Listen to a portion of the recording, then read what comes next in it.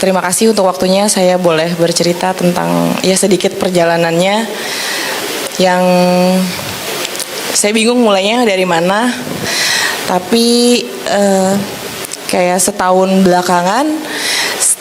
lebih belakangan memang banyak hal yang saya hadapin yang itu cukup berat, sangat berat. Sampai akhirnya saya berusaha mencari ketenangan yang saya pikir itu membawa ketenangan, tapi enggak. Ternyata kayak ya cuman sementara aja. Sampai akhirnya ada satu titik, ya masih tahun ini, berapa bulan belakangan yang memang kadang karena lingkungan juga yang akhirnya saya kan teman-teman banyak kan mayoritas muslim juga yang kadang suka kasih saya tontonan yang ya kajian-kajian seperti itu, yang podcast-podcast yang emang membangun lah gitu, yang tadinya saya nggak mau lihat sama sekali. Saya pikir karena saya berpikir kayak ini mau menjatuhkan agama saya sebelumnya gitu, kayak ini dulu saya mikirnya kayak wah saya diislamisasi gitu.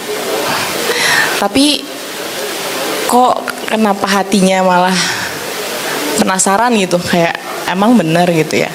Karena kebetulan di kantor saya bekerja di salah satu perusahaan swasta. Saya bagian accounting, yang satu ruangan itu isinya 5 orang, dan itu kebetulan non muslim semua, yang memang kita masih ya satu aliran lah ya, yang setiap pagi kita baca kitab suci dulu sebelum mulai kerja.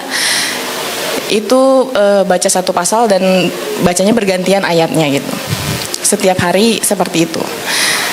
Yang akhirnya saat saya udah mulai pengen nonton konten-konten yang berbau muslim ini, yang ya maksudnya dengan kajian-kajian, awalnya mikir penasaran gitu, tapi lama-lama kok lebih bermain ke logika gitu ya. Maksudnya di saat yang pikiran saya udah kacau nggak karuan gitu, yang emang ya mencari lebih ke senang-senang di duniawi aja gitu, yang nongkrong lah segala macem.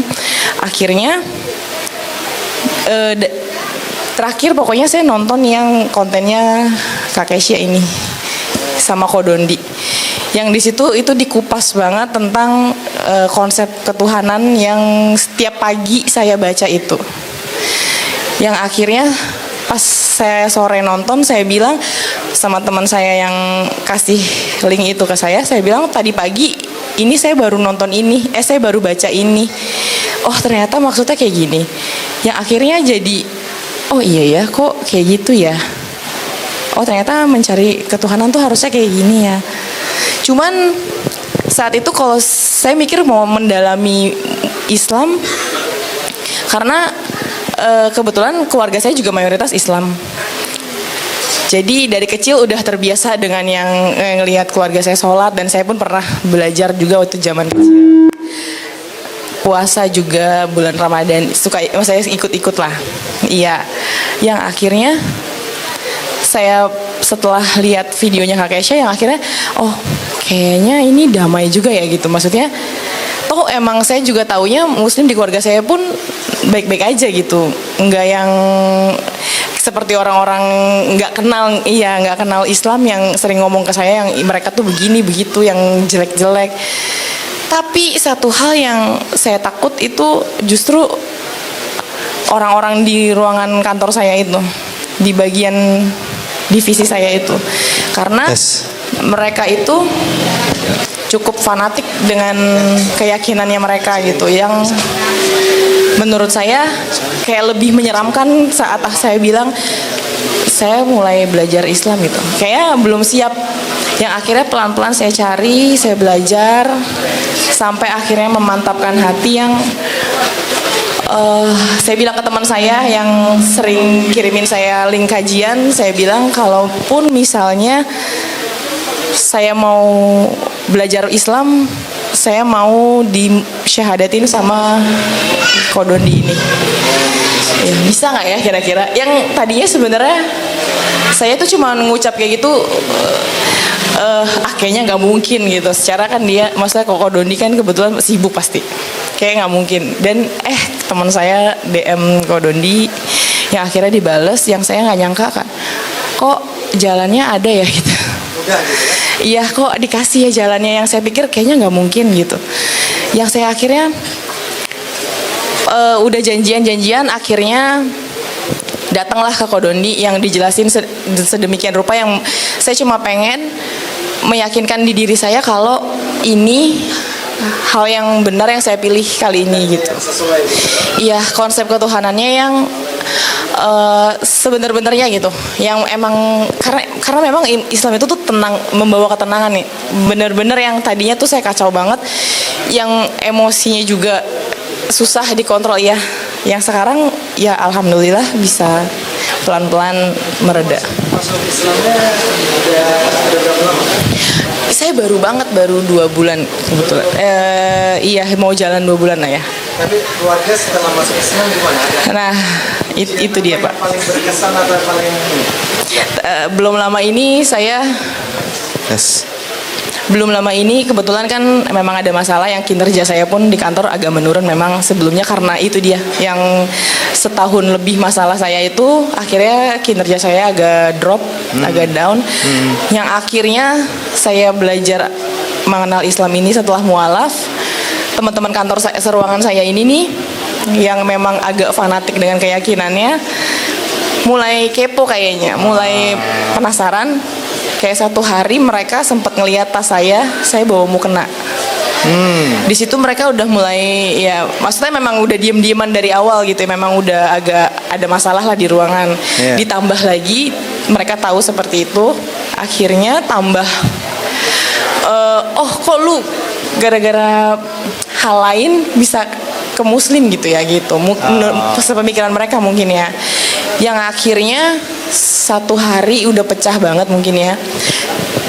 Itu saya di sidang sama asmen saya dan senior SPV saya di situ, di satu ruangan itu, yang dibilang kalau memang udah nggak bisa kompak lagi, udah bikin surat resign aja. Oh, jadi akhirnya dibikin supaya nggak nyaman, dan akhirnya silahkan pilih resign saja karena nggak bisa kompak gitu ya. Iya betul, karena kebetulan saya memang lagi dekat sama teman kantor yang memang ya agamanya muslim. Jadi mereka pikirnya karena orang ini saya jadi pindah, dan itu dibalut dengan kinerja saya yang jelek, yang turun. Iya, jadi yang saya berusaha mau memperbaiki diri, yang memang ya kebetulan teman kantor saya ini selalu kasih tahu saya yang baik lah gitu, maksudnya iya selalu kasih, iya makanya saya sedih aja gitu, kok kayak gini ya. Cuman pada saat itu saya cuma bisa ya istighfar, terus ya udah berserah aja, ya Allah, ya rezeki dari Allah. Mau kayak gimana, mau saya jalannya seperti ini, pasti nanti Allah kasih. Udah, yang selegowo itu. Alhamdulillah. Baik Kak.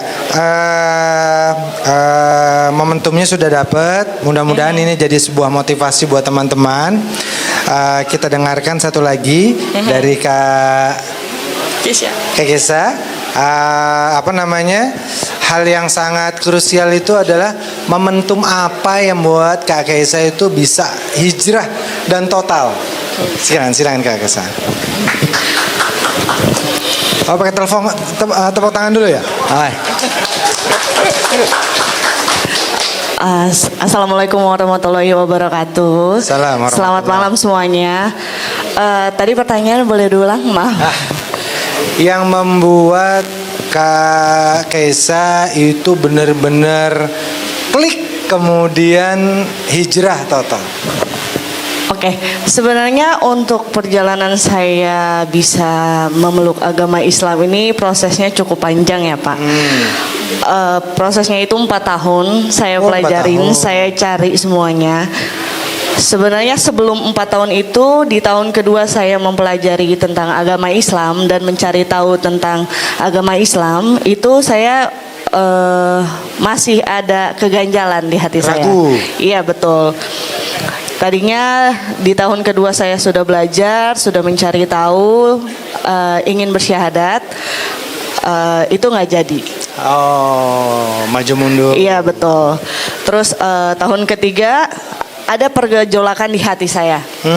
Benar nggak ya? Gua istilahnya saya mempelajari agama ini dan ini nantinya yang akan saya peluk sampai nantinya, sampai akhir gitu. Apakah saya mampu? Itu yang menjadi pertanyaan itu besar untuk saya. Was-was yang muncul di dalam hati ya, pikiran hati gitu ya. Namanya manusiawi ya Pak. 2 tahun ya. Itu di tahun ketiga. Tahun ketiga. Iya. Sampai akhirnya saya di situ sambil terus mempelajari dan saling sharing antara teman-teman saya atau orang dekat saya. Itu saya bilang gini, saya mau mualaf, tapi bisa nggak? Gimana caranya saya mualaf itu sama orang yang memang udah ngebedah dari agama saya sebelumnya, gitu. Dan saya gongnya itu ya pas ketemu Kodondi. Dan sebelum ketemu Kodondi itu beberapa podcastnya beliau itu saya lihat. Yang menjadi pertanyaan besar saya selama ini tuh di podcastnya beliau tuh ternyata terjawab semuanya gitu. Alhamdulillah. Bisa dibedah. Kayak salah satu contohnya gini. Di agama Kristen dituliskan apa yang tidak bisa dipisahkan oleh manusia. Apa yang sudah dipersatukan oleh Tuhan tidak bisa dipisahkan oleh manusia. Dan itu yang mungkin menjadi konflik atau kadang orang tuh yang bukan agama yang dari agama non Islam mempertanyakan kenapa di Islam itu bisa poligami, kenapa di Islam itu diizinkan, karena ada juga yang bilang di Islam itu ngajarinnya begini loh gitu kan. Dan ternyata di situ saya dapat ternyata kalaupun memang di Islam itu diizinkan untuk poligami, tapi dengan syarat-syarat tertentu, yang dimana syaratnya itu menurut saya sebagai manusia itu kayaknya enggak deh. Kayak yang pertama kan harus adil antara satu sama lain. Di sini tuh definisi adil tuh seperti apa sih? Oke, Tuhan mengizinkan, istilahnya oke, Allah izinin untuk poligami.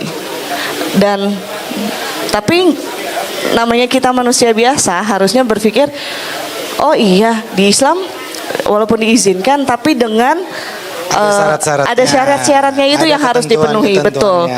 Dan di situ momentum Kak Kaisa kliknya atau ada lagi yang lain? Ada lagi, karena yang paling ngeklik tuh yang mana? Yang paling ngeklik di sini yang saya gereja, oke. Tapi di hati saya kenapa Isa itu di Kristen tuh dipanggilnya Tuhan gitu. Sedangkan di Islam itu Nabi gitu. Dan harusnya di kitab pun sendiri, Alkitab itu sendiri, ya Yesus tuh disebutnya Nabi Isa gitu kan. Kenapa kok berubah jadi Tuhan? Itu asal muasalnya itu dari mana? Gongnya tuh di situ sih sebenarnya. Dan di situ dijelaskan sama Kodondi.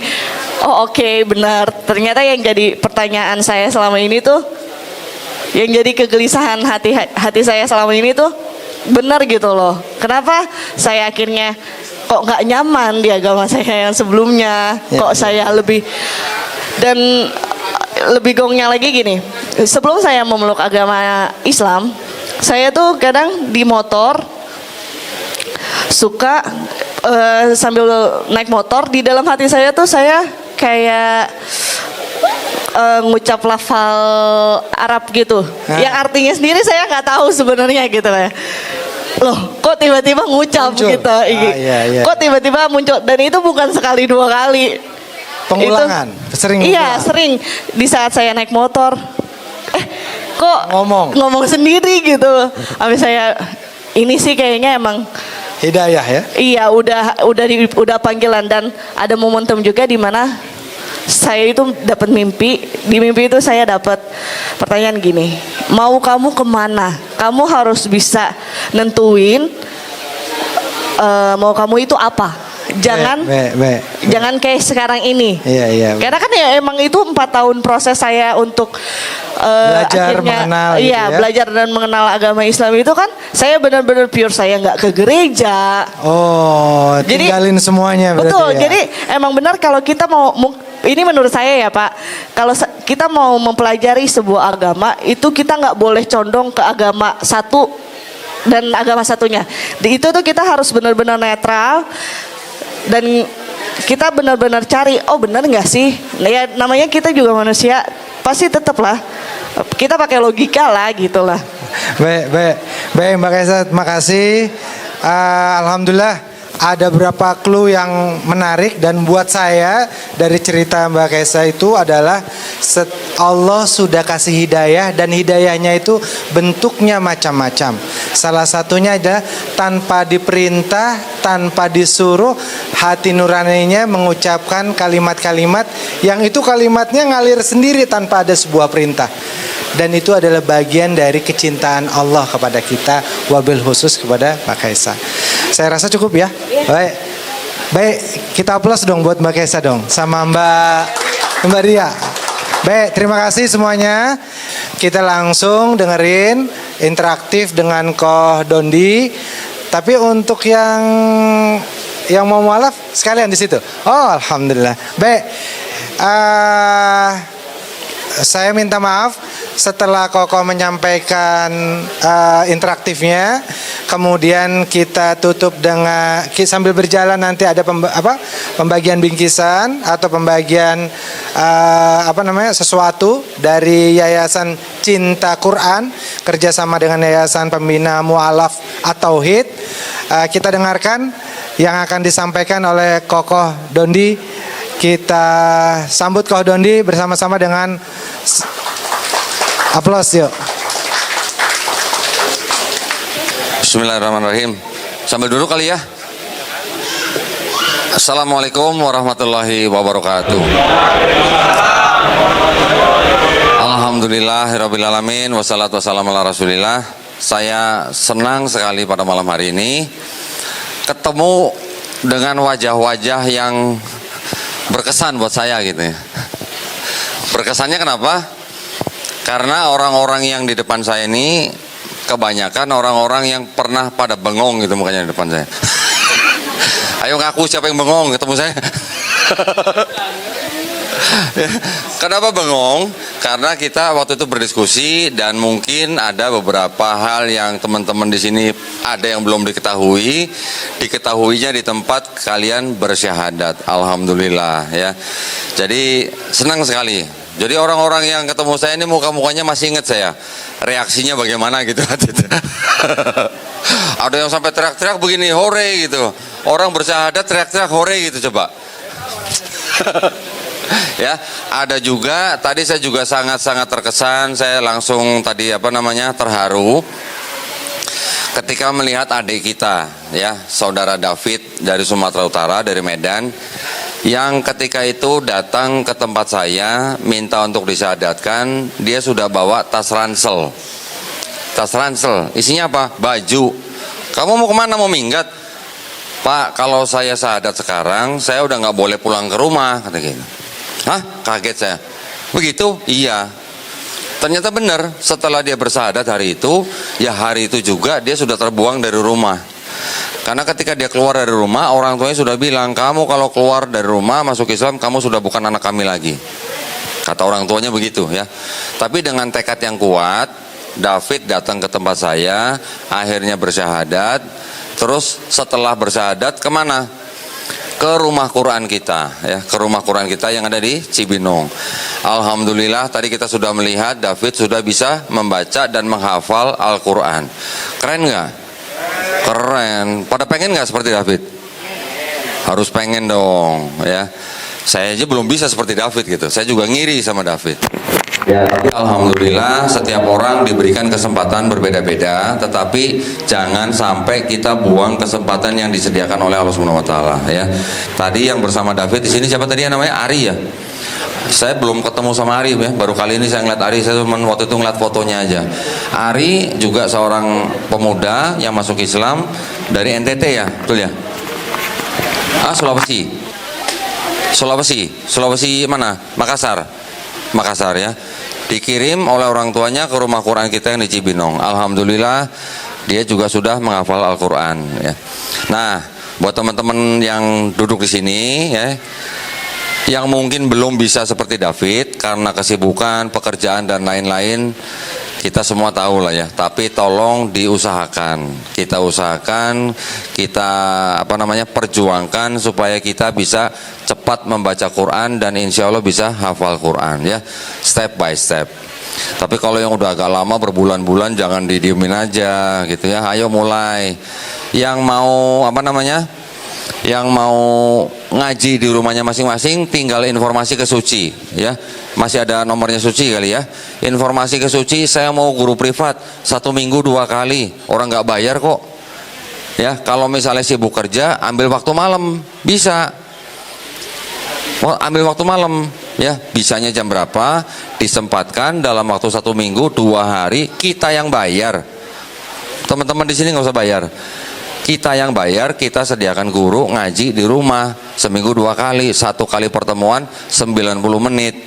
Kalau seminggu 2 kali 90 menit, insya Allah cepat ikronya ya, insya Allah ya. Semangat ya teman-teman di sini semua.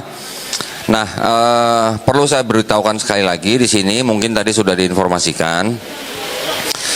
Ada sebuah yayasan namanya Yayasan Cinta Quran Foundation ya. Cinta Quran Foundation ini mereka ingin menyalurkan zakat untuk teman-teman yang baru masuk Islam. Nah, mungkin belum semua dipanggil ke sini ya. Ini belum semua nih. Ini baru tahap pertama. Nanti ada berikutnya tahap kedua, tahap ketiga. Yang belum dipanggil di sini nanti kita undang di tahap berikutnya. Jadi karena waktu juga karena koordinasi, makanya kita bikin bertahap gitu ya. Nanti insya Allah zakat itu juga nanti akan tetap diterima oleh para mu'alaf yang bersyahadat di Geraha Mu'alaf Jakarta secara merata insya Allah. Nah, jadi saya mohon bahwa zakat yang akan disalurkan ini, yang buat para mu'alaf di sini, ini bukan nyogok ya, ini bukan nyogok ya. Jangan dianggap ini uang sogokan, nggak ada sama sekali. Ini hanyalah bentuk kepedulian kita, bentuk kepedulian yayasan, bentuk kepedulian dari umat Islam kepada saudara-saudaranya yang baru masuk Islam ya. Insya Allah yang akan kita bagikan nanti insya Allah bermanfaat ya. Bermanfaat di dalam hal apa? Misalnya bisa menutupi kebutuhan-kebutuhan yang mungkin mendesak atau yang misalnya apa sajalah ya. Kita tidak perlu beberkan satu-satu di sini. Yang lebih tahu pasti teman-teman di sini semua. Tapi ini bukan uang sogokan. Ini adalah uang tanda kasih sayang dari kami umat Islam kepada teman-teman yang sudah mendapatkan hidayah. Tujuannya apa? Tujuannya supaya kita makin makin dekat. Kita makin merasa sebagai saudara dalam seiman, ya. Juga untuk memperkuat iman kita. Jadi kita mungkin sudah sama-sama tahu bahwa yang namanya orang yang baru masuk Islam atau yang disebut mu'alaf itu adalah salah satu dari 8 kelompok yang memang berhak atas uang zakat ini, ya. Dan juga nanti kita juga akan kerjasama dengan Basnas. Mungkin ada beberapa yang sudah terima, saya kurang tahu ya. Ustadz Agus mungkin lebih tahu. Nanti juga ada penyaluran zakat. Saya pernah didatangi oleh seorang petinggi dari Basnas yang DKI ya. Petinggi Basnas ini memperlihatkan laporan keuangan kepada saya. Kok ini ada uang zakat yang nilainya cukup besar nilainya. Kurang lebih mungkin 500 miliar kalau nggak salah ya. Dan itu ternyata disalurkan kepada mu'alaf belum sampai 1%. Coba kalau 500 miliar 1% berapa? 50 miliar, 5 miliar ya, 5 miliar 1%, belum sampai 5 miliar, coba bayangin. Jadi banyak orang-orang yang sudah masuk Islam itu memang berhak atas uang zakat itu. Bukan kita mengajarkan orang untuk mengejar uang ya, bukan ya. Ini adalah bentuk kepedulian daripada Islam gitu ya. Tapi memang mungkin masih perlu koordinasi yang lebih baik, masih perlu informasi yang lebih merata, dan masih perlu hal-hal yang lain supaya bisa merata diterima oleh para mu'alaf. Juga selain itu, bukan hanya mu'alaf yang diberikan zakat ini ya. Juga untuk umat Islam yang juga dalam kondisi atau area yang rentan. Rentan dalam arti rentan bisa pendangkalan akidah, juga bisa murtad gitu. Di suatu daerah tertentu yang rawan dengan murtad itu juga bisa diberikan bantuan seperti ini, ya. Jadi ini hanya sebagai pendahuluan. Saya juga tidak ingin berpanjang-panjang di sini karena kita juga belum sholat isya ya. Harusnya kita sholat isya dulu nih. Cuman saya dengar tadi ada beberapa yang ya kita maklum rumahnya mungkin jauh, sudah jauh-jauh ke sini, sudah harus waktunya pulang karena faktor keamanan dan lain-lain. Makanya kita tolong percepat. Nah, tetapi sebelumnya ini alhamdulillah ada seorang anak muda juga ya. Ini sayanya sama lagi sama saya nih, setan lagi nih. Setan itu artinya margatan ya. Namanya Tanwijaya, betul ya? Nah, alhamdulillah saudara Tanwijaya ini juga sudah menyatakan keinginannya untuk memeluk agama Islam, betul ya? Nah, karena ada yang mau memeluk agama Islam, kita harus segerakan ya. Yang lain boleh menyusul, syahadat dulu lebih penting ya, gitu ya. Baik, kalau gitu saya panggil saudara Tanwijaya duduk di sini. Kita lakukan prosesi syahadat. Nanti baru kita lanjutkan dengan acara berikutnya. Tolong yang pegang datanya siapa? Tanwijaya ini bisa saya pegang?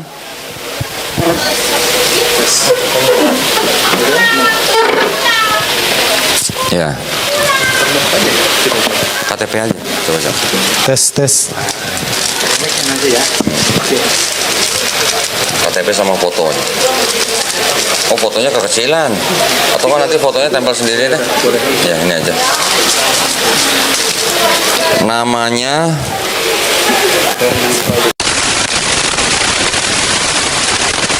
Oke. KTP Jakarta Selatan, agama sebelumnya Buddha ya, betul. Tat, tolong cek agamanya sebelumnya Buddha, bener nggak? Saksi. Nggak kebaca. Astagfirullahaladzim. Aslinya ada, mana coba pinjam aslinya? Pinjam mata orang muda, pinjam mata anak muda. Buddha, bener? Oh, ini aslinya. Nah, saya pegang aslinya. Terus tanggal lahir nggak? Nggak usah, jangan nanti ketahuan umurnya, nggak boleh. Tempat tanggal lahir nggak boleh, nggak usah. Ya, yang penting agama sebelumnya adalah Buddha. KTP-nya Jakarta Selatan, betul ya? Baik. Oke, makasih Sam. Ini aja, yang ini aja. Nanti fotonya ditempel sendiri aja di rumah. Baik. Sebelum kita melakukan prosesi syahadat, ada beberapa pertanyaan yang ingin saya tanya kepada panggilannya siapa? Pakai, mic-nya dipakai. Yang pertama, apakah mau memeluk Islam itu karena keinginan sendiri atau ada orang lain yang memaksa? Keinginan sendiri. Alhamdulillah. Yang kedua, masih punya orang tua? Masih. Kira-kira kalau orang tuanya tahu bakal gimana? Nggak gimana sih, mungkin secara secara pendapat mungkin nggak setuju, tapi ya nggak mungkin sampai marah, mungkin iya, tapi ya nggak mungkin diusir atau nggak dianggap anak itu, nggak apa-apa lah. Saya nggak nyampe segitunya gitu. Ya, gini, kenapa saya tanya itu? Sebenarnya orang mau memeluk Islam itu tidak perlu izin orang tua. Ya, pertama itu. Tapi kalau sampai orang tuanya menentang atau melarang, Randy boleh membantah orang tuanya, oke? Tetapi harus dengan cara yang paling lembut.